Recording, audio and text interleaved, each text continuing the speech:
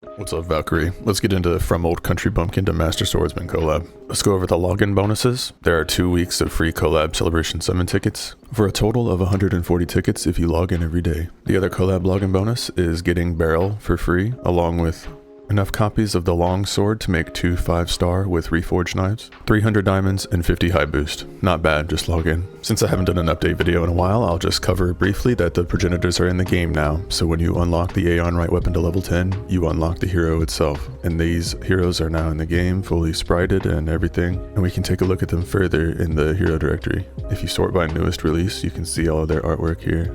At least silhouetted, but it's pretty cool. A few of these we've already fought in Genesis War, so expect to see the rest of them in future Genesis War battles. Side note, I finally pulled my first outcast. Go me.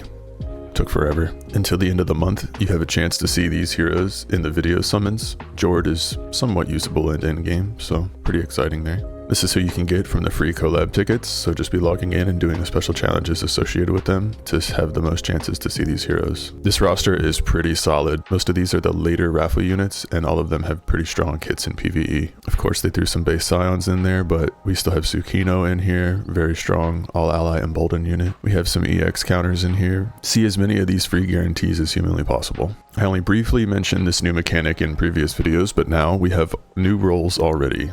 New sub-roles, Sustained Attacker and Tactician. And if you are lucky enough to be pulling any of these heroes with roles, then definitely be using them, because they have a new level of power creep to them. Alright, and getting into the collab itself, we have the 3 featured girls in the Master Swordsman party, and this time the collab is bringing us Elucia Citrus. Now, I've never seen this anime, I don't know nothing about it, so y'all have to tell me. We have Serena Lysandra and Elucia Diamond. She's all 5 elements at once. It's pretty interesting. And as far as their banner is concerned, the rates are pretty good. You have a 0.333 to see all 3 of them on every step up the way. Not only that, but we get to see all of the other series show up as well, including Outcasts at 0.027, which is good.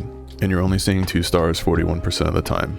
This new banner rates after anniversary has been very, very nice. It actually makes doing your discount steps a lot stronger than it used to be. So I put a couple steps in here and a couple steps into the premium party. But before I get ahead of myself, let's go over their kits. Elucia is a human, Frenzy and Shadow Clone to self, with a pretty strong all-ally component, in addition to light Discord fire, and some skill gauge and sure shot as well. A very strong all-enemy hit that ignores shields and barriers. She has pretty decent passive coverage, including a very special Holy Ground All, which gives you 50% damage amp to grounded and light element damage, which is insane. 50% is pretty much cap. She also has 40% up to melee row, which is very good for all ally.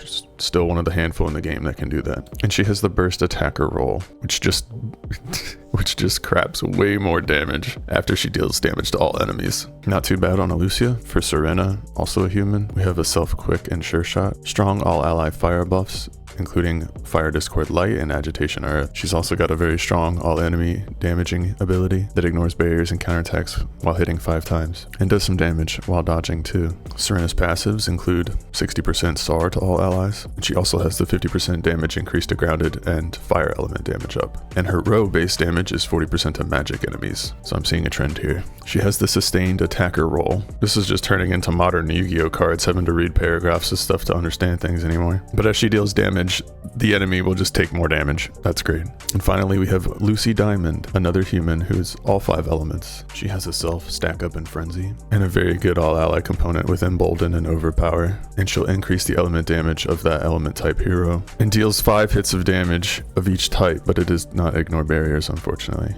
But she does sustain off of it. That's pretty interesting. All elements up all, so all ally 30%, all damage. That's pretty crazy, actually. That's really good for team building. Very strong. And a SAR 60. And wouldn't you know it, she has damage up to ranged. It is only 30%, but she does give 50% damage to beasts. So these all ally damage amps are pretty strong on these new heroes. All ally skill gauge down nullify is also a very strong thing to use while team building. Her role is all arounder. So the more buff she has, the more stats she gets. Alright, these 3 human girls are seeming pretty strong. We'll go over the other banner as well. This is the Master Swordsman Premium Party with 2 awakenable heroes, including Sortitia and Loader. Youthful Mage Sortitia, which I'm loving the art. Of course, they just need to have another Sortitia in the game. And Twin Dragon Blades Loader. Oh my god. Jesus, girl. Let's see Youthful Mage Sortitia's kit. She has a pretty typical all-ally component for Dark, including Master and Overpower. SAR down and element resistance down to all enemy. And her damaging component is a quad hit, but it does not ignore anything. Good CC that ignores Grace though. And very strong buffs on Grace as well. Passives include Combat Ruler, Lost Field, Sacred Cheer. That has the Thunder Rejection on it. That's very strong. Absolute Energy and Baptism of Fear. All enemy fear and pit chain opener. Pretty typical. Nothing super standout there. And she has the debuffer roll. This is actually a really crazy special effect because it allows you to ignore Omega evolutions. This could theoretically have a human be able to CC an Omega Acer. Nothing crazy or standout there. Seems like a strong sort though. Let's check out the loader. A melee Acer. Alright, we have a Fortify unit to self and front ally. All ally hodgepodge of things here, including Dark Discord Fire, and a very strong counterattack. Her targeting schema is 3 highest attack, 3 highest attack, and all enemy. Does not ignore anything. Underworld Shot will prevent Master to those 3 races. When she fortifies, she does some damage, and she can remove barriers and shields when she counterattacks. So that's probably the most interesting part of the action skill. Otherwise, they usually kind of gimp Fortify units just because they have Fortify. Self-tempered, Lost Field, Pit Cage all, with Divine Soma as well. That includes Thunder Rejection. Chaos Blood, giving her 50% dark amp and damage to humans, and all allies 20 dark and 30 humans, so nothing crazy there. She does get alternate synergy. Her role is Tactician, one of the new ones. So this just covers, that's a lot of damage mitigation.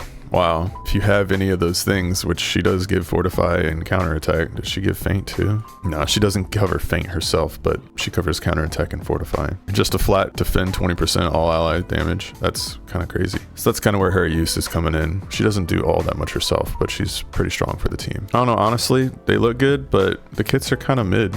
Nothing really crazy or stand out about them. Honestly, the row amps on the 3 collab girls is way more interesting to me, so I'll probably just keep putting into that. Here's the event exchange. Pretty important to note that you can be getting a free celebration summon ticket once per day if you get 2,000 coins here, so definitely be doing that. Do not miss those free opportunities. You'll buy your barrel souls here. Don't ask me why they have this much more.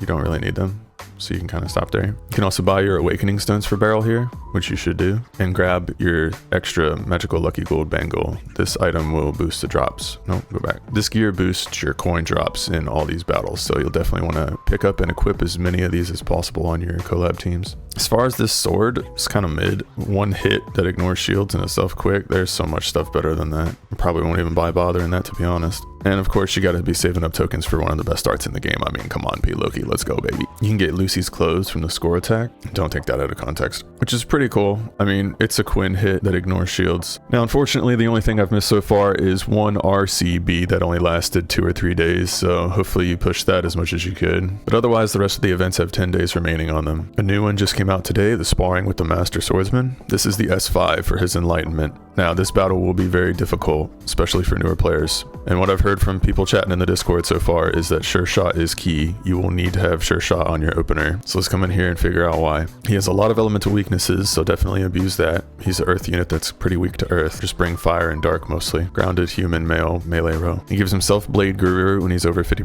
HP, so you'll definitely want to drop him quick. He does not have any crystals though, it's just him alone. But it states that you do not want to let the boss activate their on dodge effect. So let's see why. These all ally buffs would just be given to him, which makes him do a lot more damage, and he'd get to heal if he's dealing damage to you with Earth Ring. He's going to ignore your barriers. He's going to stone chain most of the races in the game. Interestingly enough, he's a human that does not hit elves, so we'll see if there's something else that hits elves here. All enemy 3 front and front enemy earth damage that ignores barriers, so that's going to be a lot of damage. He's going to stone chain all those races and any airborne heroes that you bring, so only bring an airborne hero if they are Omega. He also has high leaf field, so you'll probably want to mitigate that with the high ring. Self feint 1 turn on his auto skill, so here's where he gets this. Yeah, all enemy damage equal to 20% of max HP. That ignores everything and ignores defenses, so that's probably the killer right there. And he cannot miss it because he will have Sure Shot. You can't feint out of that. They gave him tempered and uplift as well. This will just mean he can mitigate more damage taken as you deal damage, and as he gets to deal damage, he'll be hitting you harder. So those are kind of like passive rage effects over the battle.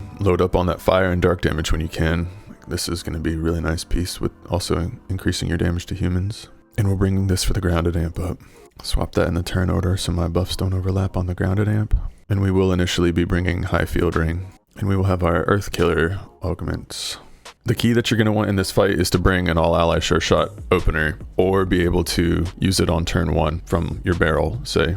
This all ally sure shot is covered here. A trick that you can use to make sure that you don't deal damage on the first turn is to equip a fusion knife in that first equipment slot. But I'll see if I need to use that strategy for the time being. If you ever see the fusion knife on ranked and don't understand why, that's why. It's because people are using it as a tech to not attack on their first turn before they get their buffs up. Even my artifacts are slacking, man. I'm already running out. Just bring human on him. Remember, we can't bring airborne unless they are Omega, so no Juke Bride for me just yet. We'll just try this lineup since I bring 4 humans, and that'll help my air on right weapon damage come through.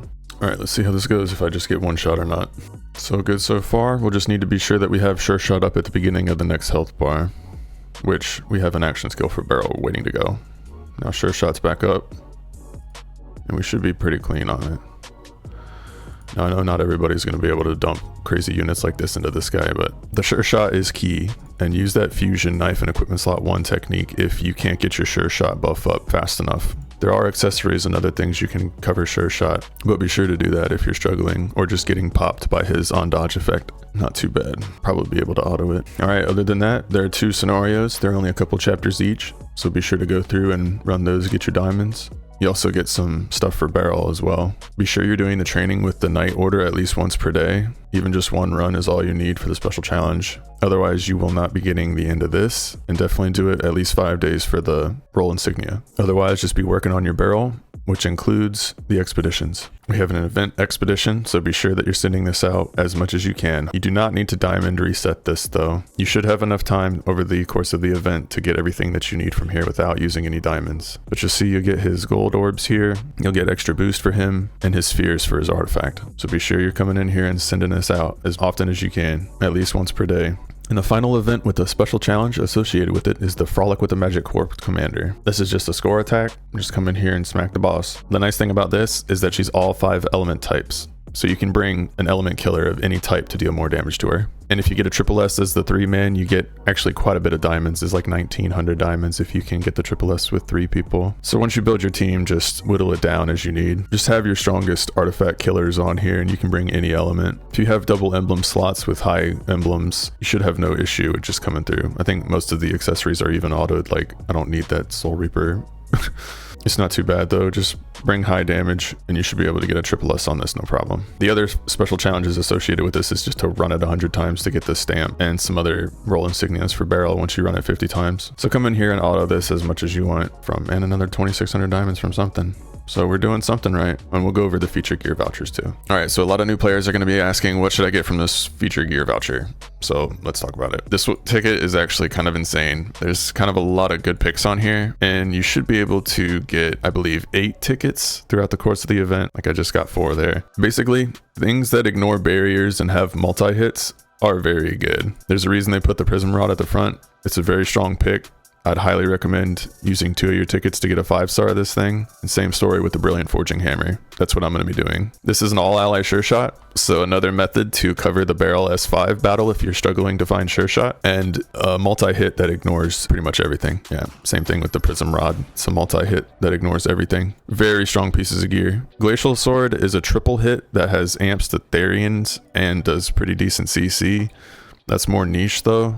Harvest Staff is also very strong with a supportive all ally and multiple hits that ignore everything to enemy as well. On the back end of the gear, there are some other good pieces, but a lot of this gear has been offered for free other ways. Like I wouldn't say Vivid Plume is necessary. I wouldn't say Platinum Bayonet is necessary, even though it's okay. Like you're talking about multi-hits that ignore barrier on the front 4. Cat Ball Slingshot, this was just handed out. I mean, it ignores counterattacks and has good hit count, but it's not as good, I would say. This piece of gear is pretty good. It does a multi-hit that ignores barriers and shields with a self-skill gauge. So this is another recommended piece if you wanted to pick one of these up. And although the rest of these are pretty good, this is a double hit that ignores barriers as well.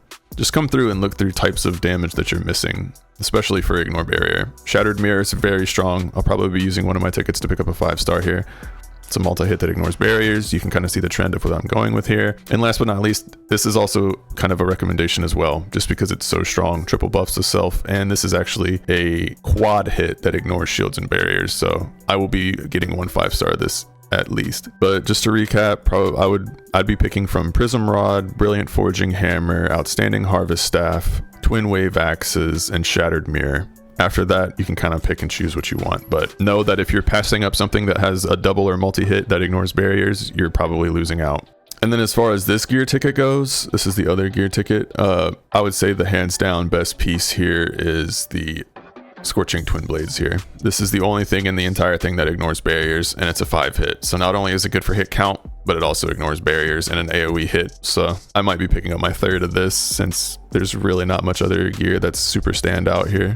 A lot of these gears I don't have and I'm not missing or anything. Like, I'm not hurting to have them. Like, yikes, how did I get 10 5-stars of this? I don't even use that. The Green Dragon Harp is a niche tech pick that increases your amps to humans, but with everything else in the game that's been added since this that has human amp, it's not really crazy anymore. This used to be a niche thing to amp your human damage on fights. And Head Harvester is not bad if you're needing something that has hit count, as it hits on a single target damage, it hits the enemy 20 times, so it's pretty good to eat through hit barriers and stuff. I will say the Golden Gatling Carp is pretty decent. It's got a double hit and defense and skill gauge down, so that's the only other one that I would think about recommending. But definitely pick up at least one 5-star of the Scorching Twin Blades. You want this piece of gear. Just going over the collab event page and just making sure that there's nothing that we missed. Basically, as long as you're running all your special challenges and doing the best you can at these events, you should be fine. Be sure you're framing up your barrel, be running the special expedition every day, and use those tips that we talked about to clear the S5 so you can enlighten him. Yes, the S5 difficulty is very tough, but with those tricks on the Sure Shot and the fusion knife and equipment slot 1, you should be able to work through it. Remember to bring proper race and grounded units, only bring airborne if they are Omega. But that's it. That's our Old Country Bumpkin to Master Swordsman collab, where you get free barrel. So hope everybody's been enjoying playing Valkyrie, and until next time everybody, foots out. Cheers.